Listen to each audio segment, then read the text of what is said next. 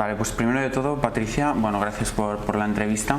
Preguntarte, en el libro hablas del precariado, preguntarte qué es exactamente y en qué se diferencia de la tradicional clase obrera.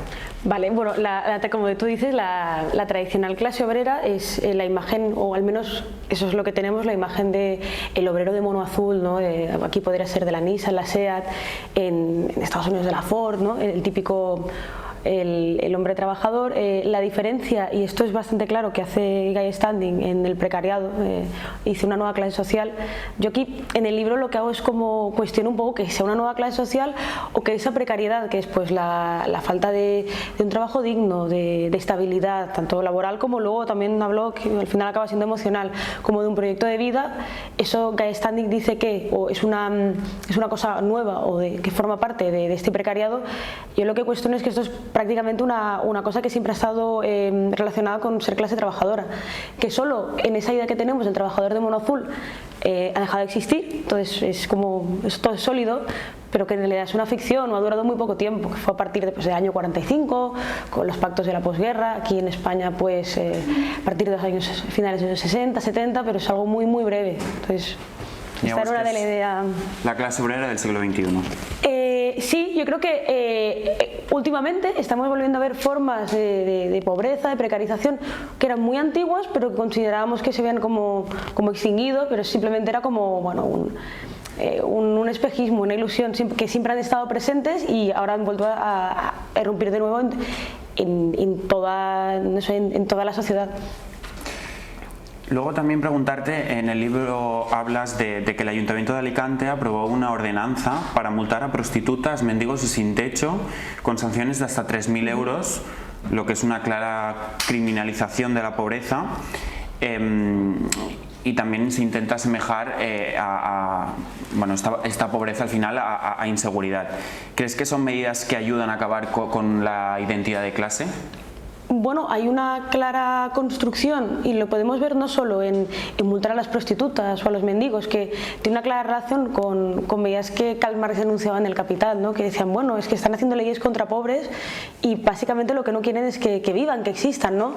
Las leyes contra los vagabundos, pero también podemos ir a la típica ley que dicen de la República, de leyes contra vagos y maleantes. Evidentemente hay una construcción de lo que está bien y de lo que está mal en la sociedad y hoy en día se está tentando en contra de lo que considerábamos que está permitido o que era lo que era normal, por así decirlo, no solo con esto, sino por ejemplo para yo qué sé, conseguir un alquiler, quiénes son los buenos, es decir, cuál es la forma que tienes que ser para que te permitan tener un alquiler. Entonces podríamos hablar, hay un arquitecto que reformó París en el siglo XIX, Haussmann, una humanización del mundo, es decir, una nueva forma de gentrificar el mundo y de crear como ese ideal de clase media que se está intentando hacer en Occidente y que además afecta a la construcción, sobre todo al intentar borrar que eres pobre porque hay unas condiciones sociales de por medio, sino que es tu culpa. Sí, por lo tanto digamos que es sencillamente alejarte de lo que es la clase obrera que probablemente seas para intentar buscar un poco lo que es esa clase media ansiada. Exacto, es una forma de decir, bueno, tú no tienes, es como atomizar a la gente y que no piensen que forman parte exactamente de un colectivo. Bueno, para dar un poco de datos, España es el segundo país de la Unión Europea con la tasa más alta de trabajadores pobres, como comentas en el libro, con las mujeres y los jóvenes como los principales perjudicados. Apuntas a la flexibilidad laboral como uno de los motivos que precisamente afecta a ello y es uno de los mantras que han repetido muchos economistas, que era necesaria pues, esta flexibilización para que el mercado laboral funcionara, pero tenemos una reciente reforma laboral que precisamente lo que prioriza es una contratación indefinida y ha habido sucesivos aumentos del salario mínimo. No sé si crees que este es precisamente el camino para revertir estos datos o es insuficiente. Es insuficiente, seguro. Esta es una muy buena noticia. Es una muy buena noticia que haya gobiernos, sobre todo el Ministerio de Trabajo, que velen, aunque sea de forma tímida o moderada, por el bienestar de los trabajadores, de las trabajadoras y al final de un país, porque si no, durante décadas nos habían vendido o habíamos aceptado que todo esto era como irrenunciable, es decir, que el progreso era flexibilización del trabajo, yo que sé, que tu jefe sea una app, pero hasta que jornadas muy parciales y una precariedad muy extendida. y bueno, hemos comenzado a ver que hay una forma diferente de poder hacer frente a todas estas medidas, ¿no? Que es, bueno, vamos a regularlo, vamos a defender, en vez de a la patronal, pues a los trabajadores, y eso no está mal. Y más allá de estas medidas, ¿qué otras medidas se podrían llevar a cabo desde el Ministerio de Trabajo? Claro, a ver, aquí volvemos a muchos problemas que están mal, pero hay una medida que en otros países sigue existiendo y que aquí Yolanda Díaz planteó, que era, por ejemplo, la acción dorada, ¿no? Que el Estado pueda decidir en las grandes empresas, ¿no? Es decir, meter un pie en la producción, porque si no, al final siempre estamos los trabajadores como indefensos y expuestos a que, vale, una regulación nos puede ayudar, pero no tenemos ninguna capacidad de democratizar o de que podamos hablar los ciudadanos en el plano de la economía nacional, cuando es muy importante. Yo creo que por ahí sí que iría el camino para hacer que estuviese democratizado el aspecto económico de un país. Y explícanos un poco más la acción dorada. Vale, bueno, esto se llama la acción dorada en otros países, pero es básicamente que el Estado tenga capacidad de decidir en los, iba a decir comités de empresa, en los comités accionistas, o que el Estado sea un accionista más en empresas que consideremos que son importantes para un país. ¿Y en qué países se lleva a cabo esto? Por ejemplo, en Francia existe, en Alemania existe, lo tendría que verificar, pero seguramente en Suecia, en Dinamarca existe. Es sobre todo, al final, sobre todo la contrarrevolución neoliberal, una de sus premisas es separar la esfera de la economía de la esfera de la sociedad, como diciendo esa parte, y es nuestro Dios la economía, por lo tanto hay que venerarlo, sería volver a traerlo otra vez a los brazos de la democracia, es decir, nos pertenece a todos, entonces tendríamos que tener alguna capacidad de decidir. En el libro también afirmas que España es un país low cost, básicamente por el bajo gasto en políticas sociales. La presión fiscal el año 2020 en España fue del 37,5% según datos de Eurostat, mientras que la media en la zona euro fue casi 4,5 puntos por encima. Aún y así, es bien conocido que la derecha política y mediática insisten constantemente y abogan por una bajada de impuestos y hablan de un ahogamiento fiscal en España. Por lo tanto, también se habla de que el estado del bienestar no funciona. ¿Podemos hablar de que es una mala gestión de los recursos o sencillamente que faltan ingresos? Por un lado es una gestión determinada, es decir, al final hay unas élites económicas y políticas que priorizan, no sé, pues el gasto militar, y luego hay otro que, como la educación, por ejemplo, nunca llega, ¿no? O infraestructura cuando no toca que pase en Madrid, o yo qué sé, ¿no? En Extremadura no tienen trenes, básicamente. Por un lado es esto, pero por el otro lado también es que se necesita una mayor presión, es decir, se necesita pagar más impuestos y se necesita que los impuestos se redistribuyan entre la gente que lo necesita, porque al final si pagamos mucho pero tampoco nos llega, entonces la idea es que haya más políticas activas que ayuden a democratizar un país y acabar con la precariedad y con una miseria social que hay en el fondo y que siempre la ocultamos. Pero eso tiene que ser evidentemente por una subida de los impuestos, porque es la única forma de redistribuir que conocemos o que a corto plazo pueda funcionar. Y a nivel ya de pedagogía social, yo creo que es evidente que la derecha en este caso ha sido capaz de establecer el relato, porque está muy extendido que sí, que en España se pagan muchos impuestos. Igual esta sensación de que el estado del bienestar no funciona o de que realmente hay algún déficit, ¿cómo se puede contrarrestar esta idea social? Por ejemplo, una cosa que funciona, por un lado el feminismo o las políticas feministas, y muchísima gente que está a favor de eso, no solo las mujeres, pero un votante al menos de cariz progresista, ve muy bien que hay ciertas medidas que sean para hacer una sociedad más justa por las mujeres, ¿no? Por ejemplo, Tania Berja, que es la consellera de feminismo en la Yene, acaban de hacer una ley que van a dotar de, creo que son 8,5 millones de euros para dar a las mujeres pues compresas y cosas así que sean reutilizables, etcétera, etcétera. Por lo tanto es pues transición ecológica y feminismo, lo junta una política pública guay. Bueno, en esa línea yo creo que hay mucha gente que, si tienen sentido las políticas que se hacen, se pueden encontrar. Y por el otro lado, yo creo que en nuestros mayores, los que necesitan pensiones, es decir, que necesitan del Estado, hay que hacer una política más clara son uno de los principales beneficios beneficiados también, porque todos van a necesitar esa pensión, pero al mismo tiempo tiene que haber se tiene que retejer la solidaridad entre generaciones, porque al final vamos a ser nosotros, los más precarios, los que paguen por. Entonces yo creo que ahí se tiene que hacer un conjunto para sobre todo eso, divulgar sobre por qué las políticas públicas, los impuestos importan y son necesarios. ¿Y crees que esta crisis de la que venimos saliendo del COVID ha sido igual un ejemplo de cómo, en comparación a la de 2008, de cómo es realmente un estado del bienestar, donde hemos visto ahora, por ejemplo, rebajas en el transporte público, realmente ayudas sociales, lo que fueron los ERTE, que realmente el estado del bienestar funciona? ¿Crees que ha sido un buen ejemplo? Yo creo que por un lado fue un buen ejemplo de porque se nos había dicho desde hacía décadas que los estados tenían menos peso, tenían menos poder, que bueno, que claro, vivíamos en un mundo como de transnacionales y de tal, y al final fueron los estados los que tuvieron que hacer frente, pues cierran las empresas, pero ¿quién paga a los trabajadores o quién hace frente a esas deudas que vamos a contraer a corto plazo para poder garantizar la producción nacional o que empresas de capital privado puedan seguir funcionando? Y en última instancia fue el Estado, pero incluso el Estado fue el garante, es decir, lo público fue el garante de que lo privado continuase funcionando. Entonces fue una demostración que si lo público no hay, tampoco existe el lado privado.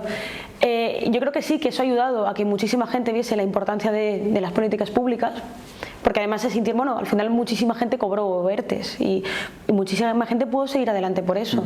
Pero luego es verdad que yo creo que hemos visto como la cara B de la crisis del COVID, y ha sido también pues como en aquellos sectores que parecía que el acelerador neoliberal está como a medio gas, lo empieza a fondo. Turistificación más, precios de la vivienda, locura, el tema de la inflación, es decir, hemos sufrido también las consecuencias no quiero decir de esas políticas, pero sino de esa desestabilización del COVID.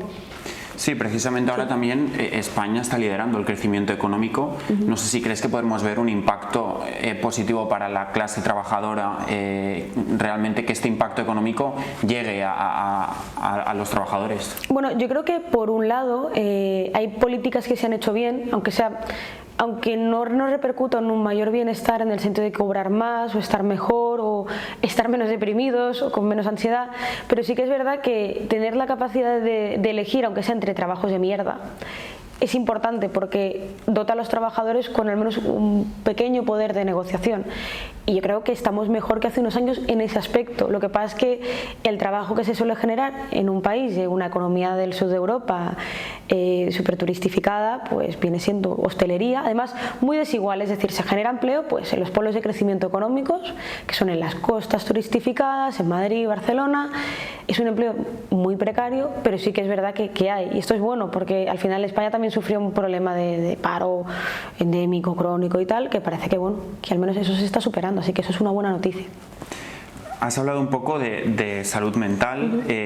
Un tercio de la clase trabajadora se ha sentido decaída, deprimida o sin esperanza durante la pandemia, y que ha sido casi el doble que en la clase alta, con un especial efecto precisamente del impacto de la situación laboral. ¿Crees que hemos iniciado con el COVID la década de la salud mental, que era un tema que estaba muy cerrado? Sí, yo creo que yo no creo que sea consecuencia directa, por ejemplo, de políticas feministas, pero sí que pienso que el feminismo durante muchísimos años ha ido como divulgando en hablar. Es decir, hay una antropóloga que me gusta mucho que se llama Rita Segato, y dice al final que parte como de la masculinidad tradicional, o el mandato de la masculinidad es no hablar. Entonces yo creo que el feminismo ha popularizado el hablar, al menos de cómo te sientes, y yo creo que como somos una sociedad más feminista nos empuja a querer hablar. ¿Y de qué vamos a hablar? De que estamos mal. Es que estamos mal, estamos deprimidos, estamos con muchísima ansiedad, porque yo creo que las cosas en el mundo no andan bien. Entonces poder decirlo, yo también creo que democratiza el hecho de que, hostia, si tienes una parte enorme de un país diciéndote que las cosas van mal, que no se sienten bien y que no tiene esperanza, creo que también dice mucho de cómo estamos como sociedad. Pero sí que creo que es una buena noticia porque se puede decir y hemos perdido el miedo. Eso es muy bueno. El que tú te sientas aislado y no puedas decir cómo estás a que alguien que no conoces de nada se siente igual que tú y digas y esta y tal, eso teje un hilo, es decir, construye cosas que luego hay que politizarlas, pero están ahí ya. Precisamente, bueno, ha habido formaciones políticas que han empezado a hablar de que hay que tomar un papel más activo desde la política en fomentar políticas a favor de la salud mental. ¿Crees que empezaremos a ver una mejora de servicios o que sencillamente existan de una manera mucho más real servicios públicos de salud mental? Sí, y mi experiencia con la parte de la salud mental y la sanidad pública es muy triste porque es inexistente. Además lo que hay ahora, y creo que hay que hacer una denuncia también para ser conscientes de que se ha olvidado. Yo creo que nunca hubo buenos psiquiatras ni psicólogos, o hubo poquitos, pero es muy precario, está infrafinanciado. Además hay un cierto castigo por decir que estás mal o cogerte una baja del trabajo. Estará muy bien que doten de servicios de más recursos, pero también hay que ser conscientes de una cosa: no solo hay que dejarlo aislado a me encuentro mal, ves al psicólogo o toma esta medicación, porque al final también tu estado de ánimo refleja, hay una parte que evidentemente, que si dejamos de funcionar puede ser una parte química o que estemos mal, pero hay otra parte que es social. Es decir, también nos dice que si tú miras a la calle y la calle está ardiendo, pues a lo mejor te salpica algo y se quema tu casa y entonces tú te sientes mal también. Y claro, también nos dice algo del momento histórico en el que vivimos. Y no solo es el hecho, y yo odio la frase cuando dicen no, estás mal, no necesitas un psicólogo, necesitas un sindicato. Yo creo que son las dos cosas. Es decir, necesitas un psicólogo, un psiquiatra. Si necesitas medicación, pues a tope, porque si no, no te vas a comenzar a mover. Pero también necesitamos comenzar a ver por qué estamos sintiendo todo esto. A lo mejor estamos sintiendo porque no nos gusta la vida que llevamos y nos hace replantearnos que no sé si necesitamos sindicatos, a lo mejor necesitamos irnos a vivir todos a una comuna hippie, no lo sé, pero otras formas de relacionarnos y de vivir seguro. También otro de los temas de los que hablas en tu libro es de la economía de cuidados.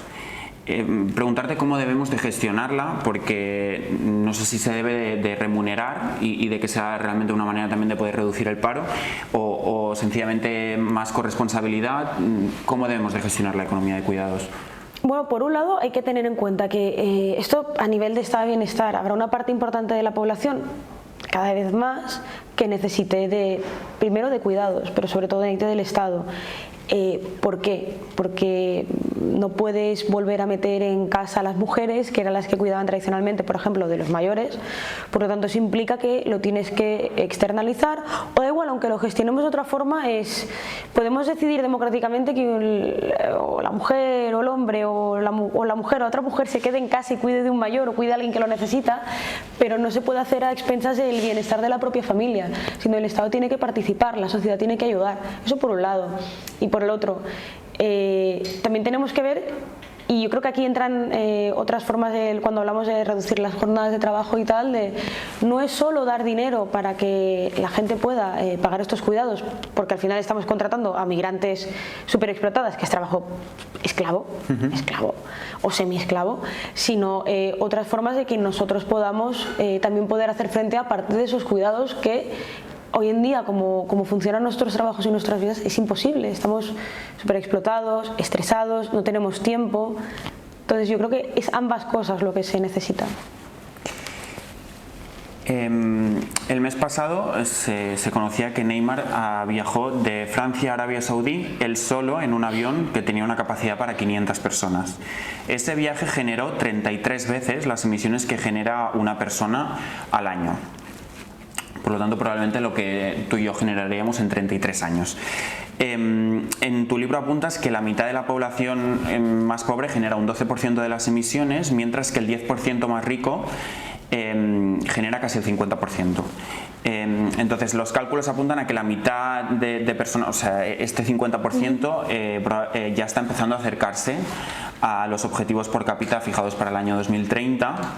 Pero ¿cómo responsabilizamos que este 10% que genera un 50% de las emisiones deje de generarlas? Claro, el problema para mí, y era una de las denuncias del libro para hablar de la expansión de la desigualdad y la precariedad, es que se nos vende siempre Y creo que hay un punto de razón, es decir, si para que el mundo sea más justo y mejor tenemos que modificar nuestra forma de vida, bienvenido sea, lo haremos. Yo creo que deberíamos hacerlo porque nos preocupa no solo dejar un mundo mejor para quien venga, sino vivir nosotros mejor. Pero hay un problema y es que se nos vende a veces esos esfuerzos o esos cambios de vida o recortar simplemente en derechos a veces, cuando quienes de verdad, y además lo hacen sistemáticamente, lo puedes ver en la prensa, pero no en la prensa económica o internacional, sino en la prensa rosa, con los viajes que hacen, con los tours de, yo qué sé, de concierto. Taylor Swift, a mí me encanta, pero, Dios mío, cogía un jet privado para, en vez de dormir en la Ciudad de México cuando tenía un concierto, para irse a su casa. Es que, Dios mío, es una locura. Y claro, es su tren de vida lo que no es sostenible, no es nuestro. Es decir, es evidente que algo tendremos que hacer. Pues bueno, haremos el esfuerzo, pero si quien lo tiene que hacer no lo hace, es muy injusto pedirle a la gran mayoría de personas que ya viven mal, que vivan peor. Porque hay un punto en que nuestra vida ya es ecológica, es decir, gastamos poco porque tenemos poco. No podemos consumir grandes recursos porque directamente no tenemos acceso a ellos. Se nos vende la transición verde o como sea, como, bueno, otra vez volvemos a la despolitización, como hablábamos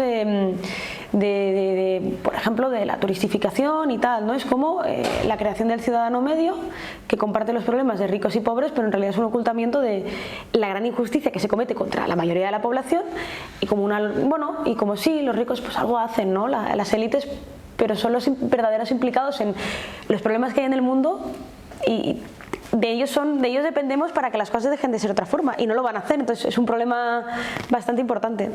¿Y tenemos algún modo de presionar o de conseguir que ese 50% de las emisiones que genera un 10% de la población se reduzcan?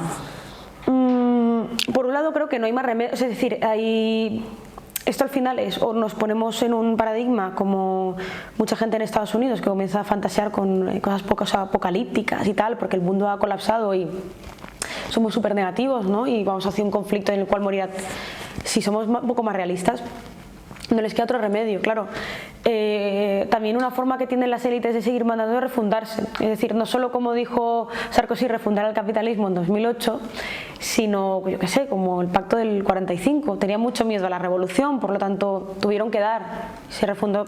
Entonces es evidente que hay unas tensiones muy grandes que una de dos, o las llevan al límite y petamos, o se sientan en la mesa y comenzamos a hablar de otra forma de hacer las cosas.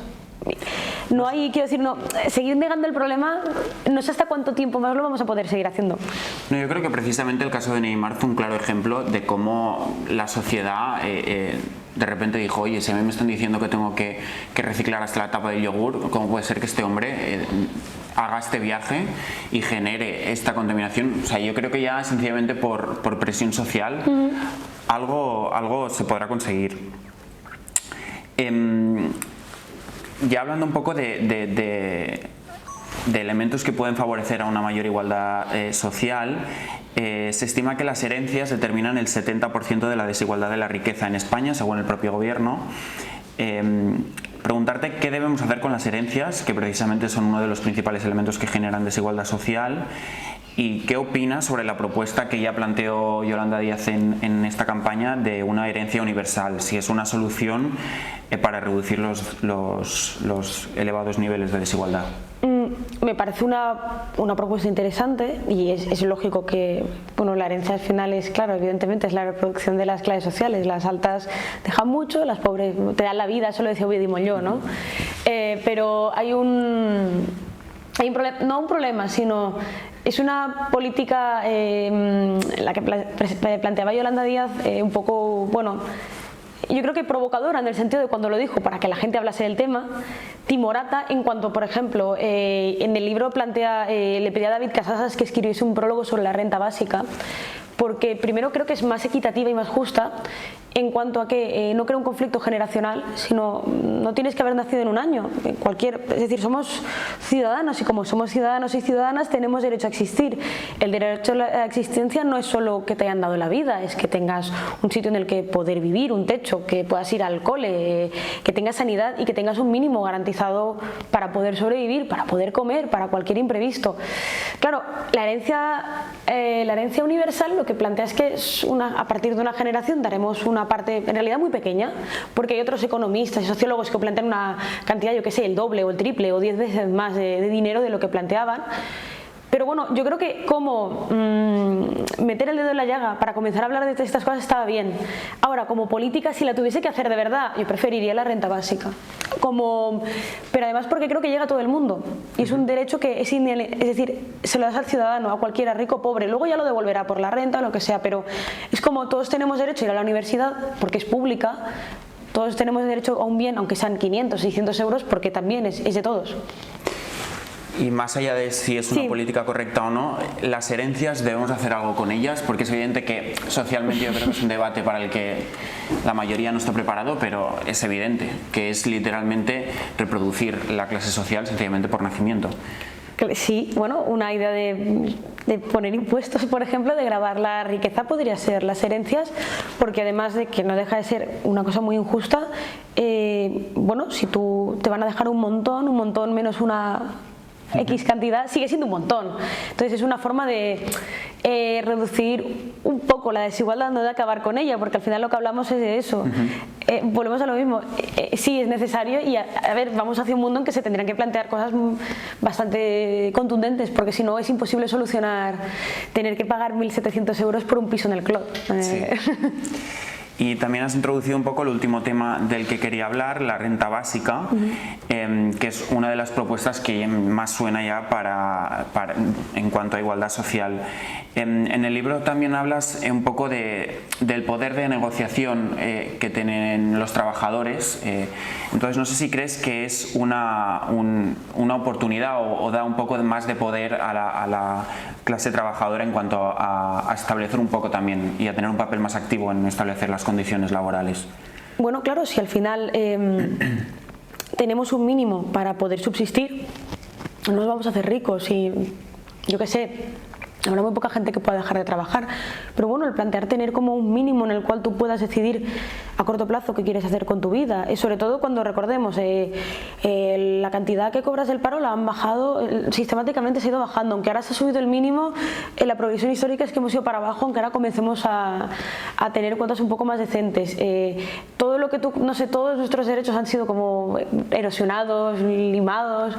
Está bien plantear una política que nos da un poco más de fortaleza, porque al final lo que primero tenemos que hacer para comenzar a cambiar las cosas es tener un mínimo para poder respirar, porque yo creo que todos estamos como muy exhaustos y cansadas y si no tenemos un mínimo a partir del cual luchar es imposible comenzar a movernos. Esto daría un mínimo poder de negociación a los trabajadores y a las trabajadoras, porque no es lo mismo que te echen con una mano delante y otra detrás, que tú sabes que cada mes vas a tener algo, o si tú entras en huelga o si tú entras en un conflicto directo de quiero que me subas el sueldo y si no ya me lo subirá tal porque claro yo tengo esto, entonces tú tienes un poder ahí. Al final todo esto va de relaciones de poder. Sí. Entonces aumentar nuestro poder nos beneficia, de hecho democratiza la sociedad. ¿Y crees que también es una medida que podría ayudar un poco a contrarrestar este discurso de criminalización o de rechazo a las ayudas sociales, lo que desde ciertos sectores se llama las paguitas, si al final todos recibiéramos una renta básica? ¿Crees que también es un poco un proceso de pedagogía? Bueno, yo creo que sí, con el tiempo, igual que hemos asociado tener educación y sanidad con el Estado y que eso sea democracia, al final uno de los pilares de la democracia española es la sanidad y la educación, y por eso cuando toca la sanidad yo creo que siempre hace la izquierda acierta en movilizarse, porque es como constitutivo de, quizás no es un país en el que mejores opciones políticas tengas o grandes libertades, pero hay como ciertas cosas que son muy seguras y que nuestra identidad democrática está construida. Construir otro pilar de nuestra identidad democrática en cuanto a un mínimo simplemente porque existes, de hecho me parece como un siguiente paso en los derechos humanos, no sé, que puedas... Es que si te dicen que el derecho a la existencia es el derecho a la existencia y te tienen que respetar, pero vives en un mundo en el que todo vale dinero y no te dan nada, entonces ya te están diciendo que de hecho hay ciudadanos de primera y segunda, o hay ciudadanos y plebe, porque si no tienes dinero, ¿qué haces? Por mucho que te digan, vale, eres igual a un rico, sí, vale, pero se forma en un papel lo pone, porque de hecho nunca voy a poder tener capacidad de... Entonces me parece que es el siguiente paso que tenemos que dar.